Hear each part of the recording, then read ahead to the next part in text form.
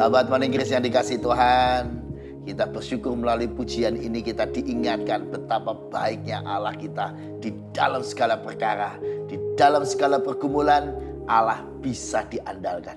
Mari kita awali Morning Grace hari ini dalam doa. Ya Tuhan, terima kasih. Kami bersyukur punya Allah yang begitu baik, Allah yang selalu mau mengerti keadaan kami, Allah yang paham betapa banyak pergumulan kami dalam hidup ini. Namun juga Allah yang baik selalu hadir menemani kami dalam segala pergumulan. Terima kasih Tuhan. Di dalam tangan-Mu kami serahkan Morning Grace hari ini. Amin.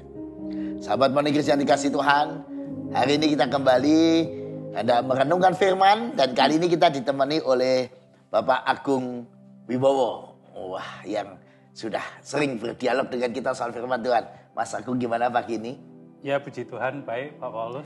Nah, ini ngomong-ngomong nih, banyak orang hari ini suka mengeluh soal penderitaan. Ya. Suka mengeluh soal banyaknya persoalan pergumulan hidup. Tentu kita juga banyak masalah. Ya. Nah, menurut Mas Agung, ada nggak tokoh Alkitab yang bisa jadi contoh nih? Bagaimana kita teguh dalam penderitaan? Ya. Ya, selamat pagi sahabat Morning Grace. Untuk pagi hari ini kita akan merenungkan bersama dari seorang tokoh yang sudah cukup terkenal Pak Paulus, dan pasti kita semua garis besarnya sudah tahu cerita dari tokoh ini, yaitu Ayub. Ayub. Nah, Ya. ini kan kalau tadi Pak Paulus bicara soal penderitaan, nah tokoh kita ini kan terkenal sekali dengan kisah penderitaannya Pak Paulus. Ya. Nah, untuk kali ini saya ingin mengambil dari bacaannya yang pasal 19 Pak Paulus. Ya. Dan mungkin yang bisa menjadi perenungan kita bersama adalah nanti pernyataan Ayub di ayat 25 sampai dengan 27. Ya, kita akan nanti merenungkan bersama ungkapan Ayub pasal 19 ayat 25 sampai dengan 27. Demikian. Tetapi aku tahu penebusku hidup, dan akhirnya ia akan bangkit di atas debu.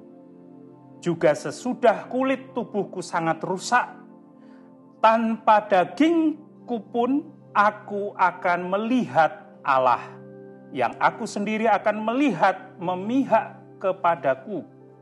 Mataku sendiri menyaksikannya dan bukan orang lain. Hati sanubariku merana karena rindu. Nah, tokoh Ayub ini sudah sangat terkenal ya Pak Paulus, kaitannya dengan penderitaan.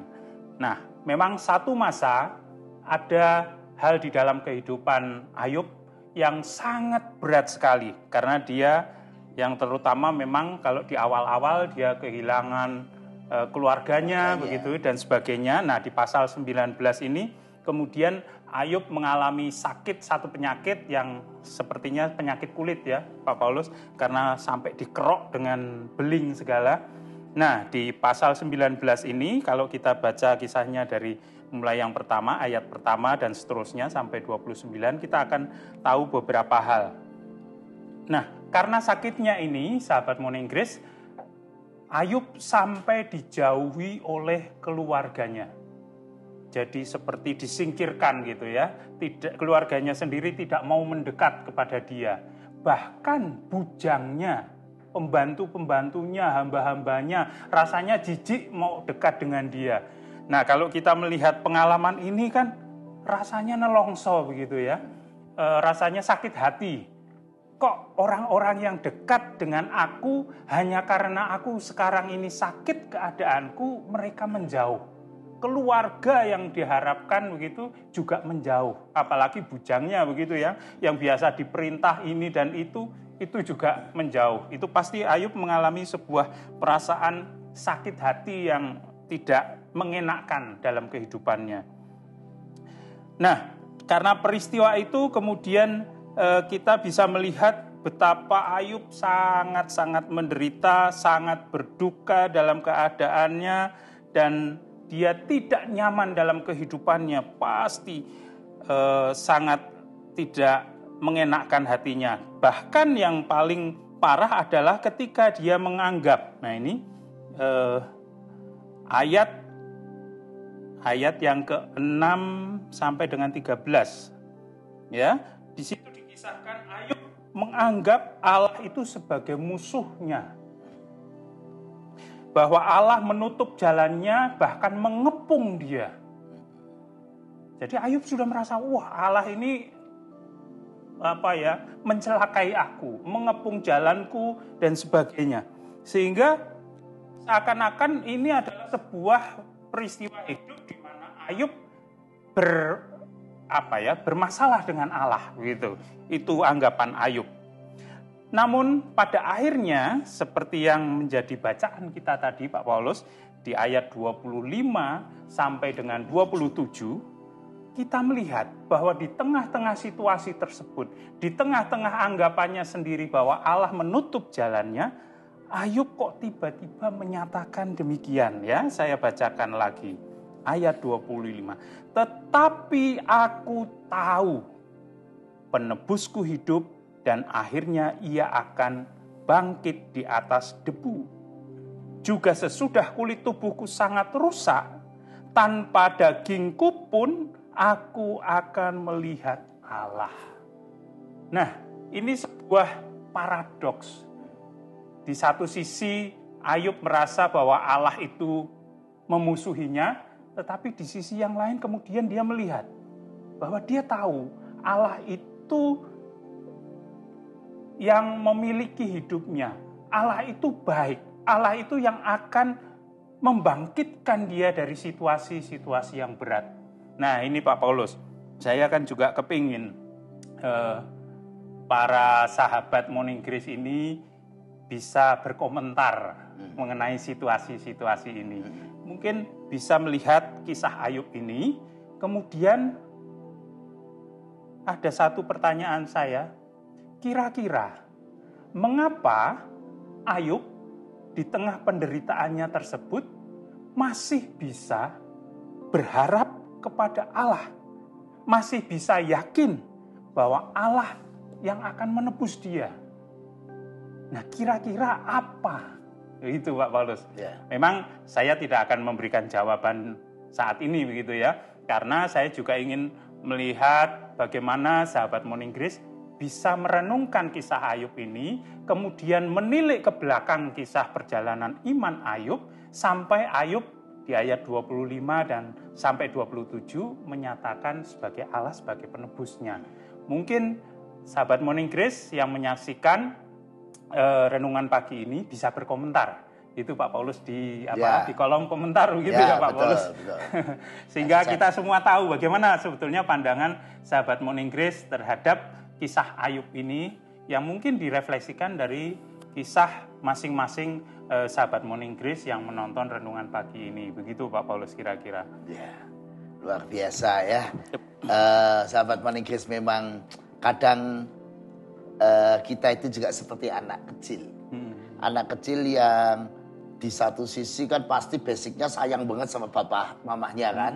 Sehingga selalu mengandalkan papa mamanya, apa-apa papa mamanya. Namun pada titik tertentu kadang-kadang teriak-teriak gitu. Kalau tidak dikasih permen anak kecil teriak, papa jahat, mama jahat. Ya.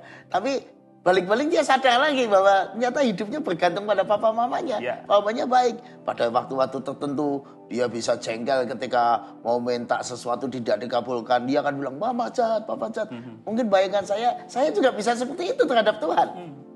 Di satu sisi saya percaya sekali. Tapi ketika ada sesuatu yang diminta nggak dikabulkan, aja Tuhan kenapa sih? Tuhan kok meninggalkan saya? Seolah-olah gitu. Kita kan suka komentar ya. Over komentar dalam mengekspresikan kejengkelan kita. Karena kita kan orang yang suka tidak bisa sabar.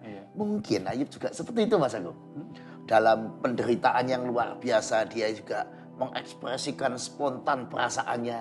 Tapi balik-balik memang Ayub seorang yang sebenarnya secara basic dari awal Ayub pasal 1 sampai dengan akhir dia konsisten sebenarnya kesadarannya bahwa Allah itu baik, bahwa Allah cinta. Nah, bagaimana dengan sahabat Morning Grace? Apakah saudara juga seperti Ayub tetap konsisten?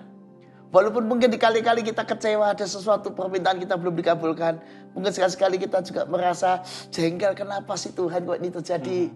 Mas Agung sendiri sering mengalami seperti ini perasaan ini? Terus sepanjang kehidupan kita, saya pikir kita akan mengalami terus Pergumulan dengan seperti itu. tingkat-tingkat yang berbeda. Betul, ya. Karena ini menjadi kesadaran kita, sahabat Morning Grace, untuk selalu kembali kepada Tuhan. Tak kala kita sedang kecewa, mempertanyakan Allah, sedang di tengah segala macam pergumulan, doa kita belum dijawab, kembali lagi. Ayub 19 ayat 25. Tetapi aku tahu penebusku hidup dan akhirnya ia akan bangkit di atas debu.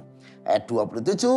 Aku sendiri akan melihat bahwa Allah memihak kepadaku. Mataku sendiri menyaksikannya dan bukan orang lain. Jadi Ayub akhirnya yakin, ya memang hari ini doa saya belum dikabulkan. Situasi saya buruk. Tapi satu kali nanti saya akan melihat dengan mataku sendiri bahwa Allah yang hidup itu memihak kepada dirinya. Demikian juga Allah yang hidup selalu memihak orang yang selalu kokoh, teguh di dalam penderitaan. Bagaimana saudara hari ini menghadapi banyak tantangan dan penderitaan? Tetap teguh di dalam Tuhan. Karena Allah kita so good. Begitu baik seperti pujian di awal Morning Grace tadi. Mari kita berdoa. Ya Tuhan, kami bersyukur karena Tuhan sangat baik. Ampuni kami Tuhan, di tengah-tengah perjalanan hidup kami kadang-kadang meluapkan kejengkelan kami. Kadang-kadang spontan kami memberi kesimpulan-kesimpulan yang terlalu cepat tentang kebaikan Allah. Kami kadang-kadang cepat membuat kesimpulan tentang situasi kami.